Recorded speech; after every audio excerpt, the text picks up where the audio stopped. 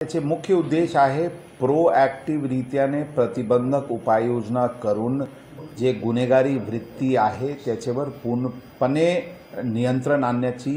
दृष्टिकोनातून ही सर्व कारवाई आहे। नंबर 1 डोजियर्स, सर्वांचे डोजियर्स अपडेट करणे, ते कोणासोबत उठते बैठते, काय काम करते, काय मोबाईल नंबर्स वापरते, काय फेसबुक ID, इंस्टाग्राम ID, काही सोशल मीडियाचे इतर पोस्ट, जे काही विषय त्यांच्याबद्दल आहे, कोणता गाडी वापरते, सर्व डिटेल्स अद्यावत करण्याची दृष्टिकोनातून ही करण्यात आली होती। तसेच त्यांना स्पष्ट सूचना देण्यात आला होता की कोणताही क्रिमिनल ॲक्टिव्हिटीवर